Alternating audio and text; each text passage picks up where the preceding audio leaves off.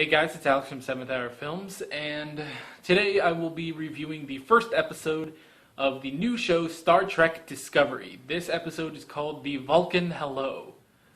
So Star Trek Discovery, it's the newest Star Trek show. My thoughts on all the other shows, I suppose I can run through real quick. Original series, love it. Next Gen, love it, had a rocky start. Deep Space Nine, I love about half of it. The other half is really friggin' goofy, but not bad by any means. Voyager, loved to death, my favorite of all of them. Enterprise, kind of wish it went on a little longer because it got better. I don't really get all the hate about it. Movies, I suppose we can talk about real quick. First movie, too slow. Wrath of Khan, really good. The third one, Christopher Lloyd. The fourth one has whales, so it's funny. The fifth one is ridiculous. The sixth one is okay, just not that memorable. Generations is kind of unmemorable, but it's pretty good. First Contact is really freaking good. Second best movie. Insurrection sucks balls. Nemesis is good, could have been better. The new Star Trek movie with Chris Pine, really good. Into Darkness, really good. Don't understand a lot of the hate. Star Trek Beyond, better than the other two, which is really great. Brought a lot of Star Trek back. I suppose the only thing I didn't talk about is the animated series, but that's because I haven't really watched the animated series. I've watched like one episode of the animated series, and it's okay. Just kind of the original series on a hamstring budget. Is that a term, hamstring, or is it? I don't know. It's a budget of a ham sandwich. Budget of a ham sandwich. Sorry, I'm adjusting my sock. Okay, but we have Star Trek Discovery, which premiered on CBS and is now going to be on CBS All Access, which I might touch on later. But let's talk about the episode itself. So this episode starts off, we're on this sort of desert planet. It kind of looks like Mars, but whatever, desert planet. It could be Tatooine for all we know. And we have this captain, this Asian captain, whose name I'm not sure about. I'm sorry. We're just going to be calling her the captain for this episode. And keep in mind, I am reviewing just the first episode. I know that the second episode is on CBS All Access, and I could have watched it with a free trial, but I didn't have time.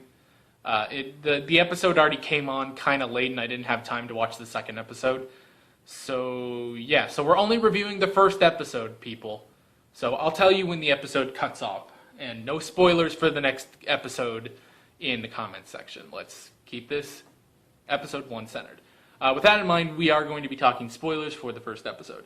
So, like I said, the captain and the first officer, Michael Bremen, we'll call him Michael. Strange name, but that's like the least of this show's problems. Oh no, I gave away my thoughts on it already. So we have the captain and the first officer, Michael. They're on this desert planet, and they are figuring out, there's going to be like an 89-year drought or something, I believe, and they basically, they find this well, they shoot it, and water comes up, so they basically saved the alien life on this planet. Which is really interesting. That's totally a Star Trek thing that you would do. So okay, they're doing classic Trek stuff. This is obviously a civilization that can't, they're not space capable. We don't really get an encounter with them. They just kind of show up to show off their cool design, and that's kind of it. There's nothing really there with that species, and it's dropped just as quickly as it's brought up. So, but okay. And now here's the thing: is that they're trying to get off the planet, but they can't signal the ship. It's not the Discovery, basically. They're trying to contact the ship, but they can't. So actually, the captain, this is like the goofiest moment in the entire thing. The captain, basically, they start walking, and they're basically, the captain says, look, don't, follow pretty close to me. and eventually they loop around back to their original footprints. And Commander's like, you took us in a circle. And it's like, no, I followed a star or something like that. And when it pans up, the design she put into the sand was the Starfleet logo. And because it was the Starfleet logo, the ship saw it and came down and beamed them aboard and got out of there before a huge sandstorm hit. Probably the goofiest thing there, but you know what? If that's possible, okay. You know what? I can accept that. It is kind of creative. It's not exactly something that I would have seen coming. It's not something that I would, that maybe one of the other captains would have thought of, but you know what? That's kind of clever. Okay, we'll go with it. Back on the ship, they go on a different mission. There's some sort of, oh God, I don't even know how to describe this. It's like, there's some sort of thing that caused damage to a space station, and it's next to like a star that's being sucked into a black hole or something. So there's a lot of like radiation and stuff there, and like they can't really go to the source of the destruction. So, or at least they can't fly the ship there. There's also a huge asteroid field, and they don't have a shuttle that's maneuverable enough to go down there, and they can't beam someone down there because whatever's down there is like causing a huge disruption in their tech. So the first officer, Michael, decides that she's going to put on a spacesuit and fly down there. Okay. She goes down there, she flies there, and suddenly Klingons. Holy crap. Well, technically not suddenly Klingons. We've had them a bit in this episode. Like they were basically at the beginning of the episode. The Klingons were like, we need to all worship Kalis and stuff. And it's like, all right. Why don't you look like you did in the original series? And I get a lot of people are saying like, oh, the Klingon makeup has come so far since the original series. It's like, yeah, but timeline-wise, how does that work out? I don't know. Maybe that'll be addressed in future episodes. I'm sorry about the noise. That's the fridge back there.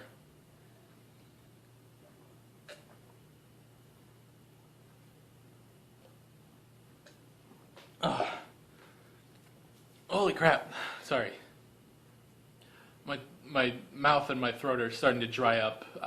I actually just recorded another video prior to this video. And you will see that video towards the end of October, actually. Anyway, you don't care. You care about Star Trek. So, holy crap, there's a Klingon in space where Michael is. He tries to kill her.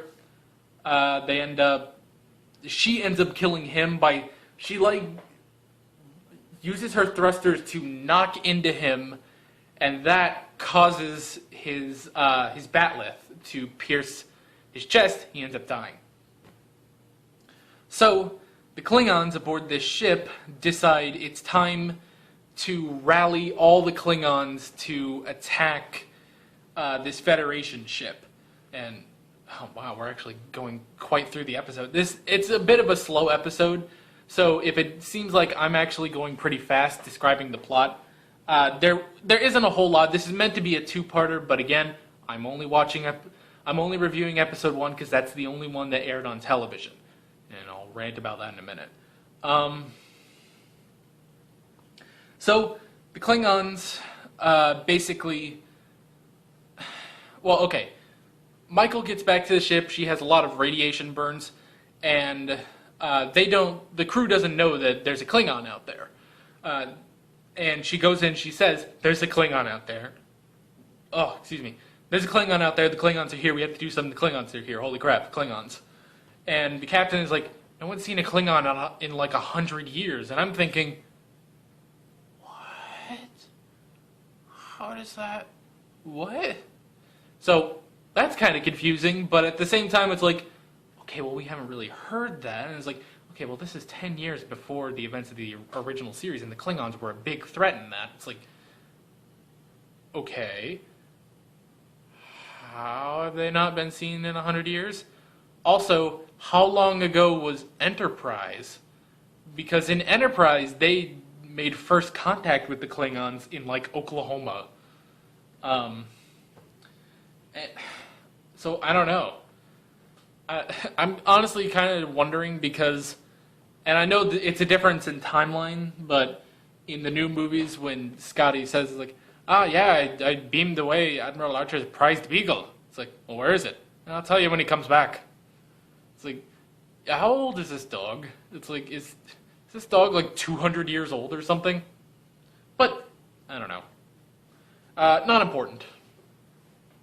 What is important is they don't initially believe her, but no one really believes her, but the captain, trusts her because they've been captain and first officer for 7 years, and we're going to bring this up in a minute. So the captain trusts Michael. They go to Red Alert, and once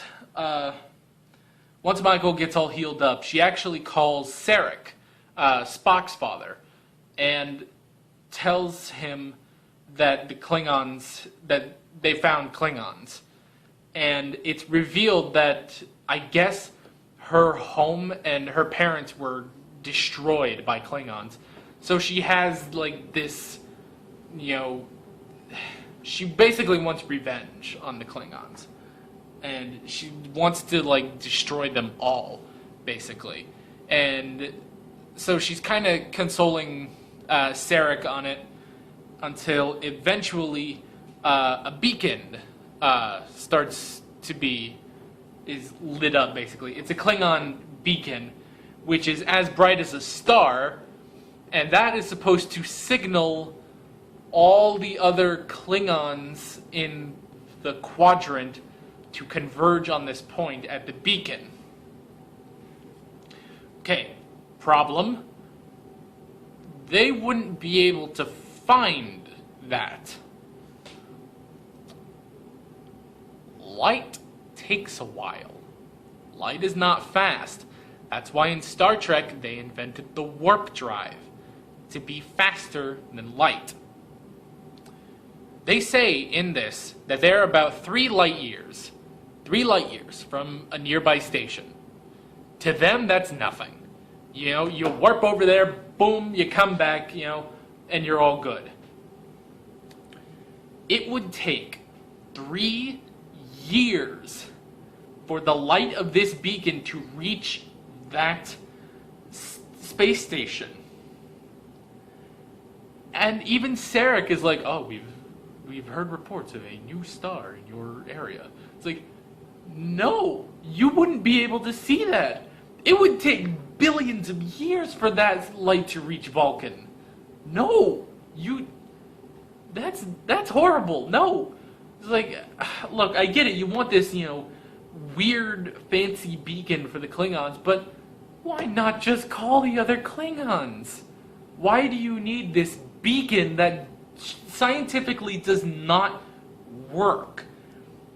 Now, here's why I'm saying all this. I would let this go if this was any other series, but this is Star Trek. Star Trek. Really think about that. I'm going to say this again. I'm going to kind of say those words again later. Okay, but this is Star Trek. Star Trek. It's kind of one of the most scientifically accurate science fiction shows. It's like they get everything accurate. There is accuracy in their science. So to have a beacon of light does not work. It doesn't work. That bothers me because it's Star Trek. And again, I will say these words again later for something else. Okay. So the captain is like, holy crap, what the heck are we supposed to do? We gotta get other Federation ships in here. Michael wants to murder them all. Just straight up murder. She's like, we need to attack. And everyone's like, no. What? No. It's like, even the captain is like, no, we need to talk to them. We need to, start with diplomacy, and we just need to talk to them before we start firing. And she says, It's not the Starfleet way to fire first. Starfleet doesn't fire first. But Michael says there was one time on a Vulcan ship that they encountered the Klingons, and they tried to be diplomatic. The Klingons immediately started firing on the Vulcan ship. Now, anytime a Vulcan ship finds a Klingon ship, they open fire. Shut up, clock, I'm ranting. So, now, Vulcans always fire on Klingons because they don't want to make the same mistake twice. Bull friggin' crap. Bull crap. No, they do not. They are not bloodthirsty people. They are logical. If they think they can use diplomacy, they will use diplomacy. It's like, no, Spock would not. Like, if this was the original series, 10 years after the events of this episode, if a Klingon ship showed up, Spock would not be like, you gotta kill those guys. Like, straight, you gotta murder all of them. No! Spock was diplomatic. And you know what? And here's the other thing. Spock would not question Kirk, at least not publicly. Spock would give his concerns. He would say, hey, okay, well, here could be the potential problems with, your plan, or here's this, this, and this. It's like, he would give Kirk options. This commander, who was raised by Sarek, it says she should be Spock, basically. She's just completely human, is the only difference, She was just a human raised on Vulcan. Here's the thing. She starts to question her captain. To a point, she knocks her captain out. She does the Vulcan neck pinch, knocks her captain out, and assumes command. The captain gets up a little later, brings out her phaser, which we'll kind of talk about a little bit. It's just a minor detail. It's nothing special. Brings out her phaser and is like, you gotta get the hell out of here. You're going in the brig for mutiny. And they grab her, and she's thrown in the brig. That's the end of the episode. That's the end of the episode. Oh my gosh. Again, it's a two-parter, which we will get into in a second, but no, you're trying to build up this main character. This is really the first time where the show is not driven by the captain, or at the very, because Star Trek is always an ensemble cast, and it doesn't focus on the captain, but the captain is, basically the main character, with all these other supporting main characters. Basically, it's kind of how I can put it. This show is trying to be completely focused on this lieutenant commander, this first officer, on Michael.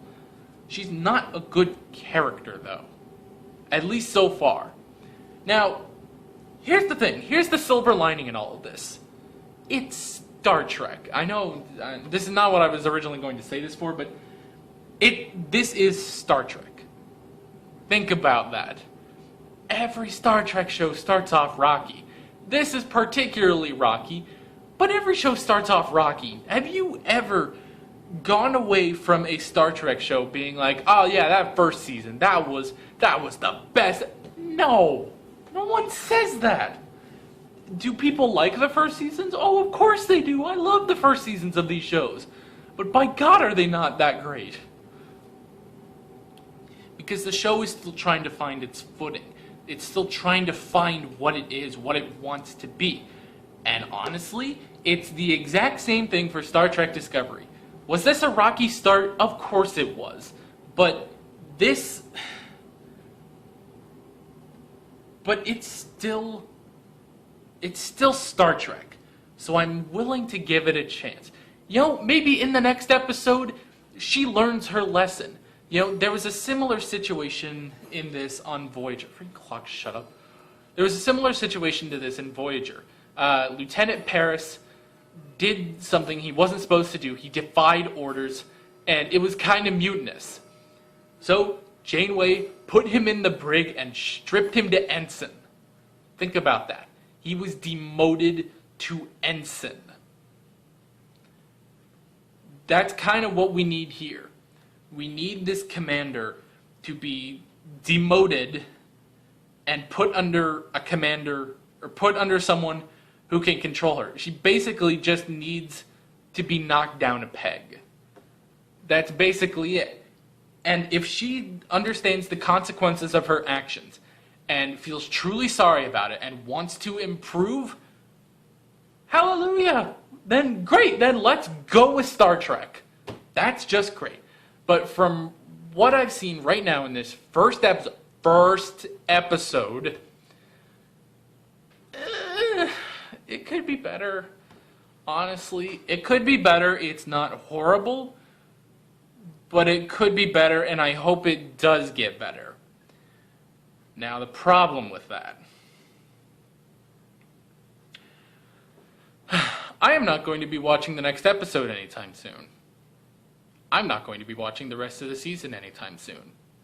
Until it's over in February, and I can watch it on Netflix. Because CBS All Access is crap. You knew this was coming. So that's why I kind of did all my thoughts on the show first and foremost. CBS All Access, though, that's crap. This is Star Trek. Star Trek. Think about that. And I know this is... I'm sorry this is such an angry, hate-filled video, but this pisses me off. You're putting Star Trek behind a paywall. No, it's Star Trek. Just because you want your stupid app to make you some more money, you make Star Trek suffer for that. Really? Because you know that there are so many fans of Star Trek. There's so many fans of Star Trek. And you know that you can get their money by putting the show on CBS All Access. Yeah. You know what? CBS, right there. There you go. Screw you, CBS. Screw you. That rant could have gone on a lot longer. It didn't. I apologize since again, I try to keep this show PG, but that pisses me off, dude. That really pisses me off.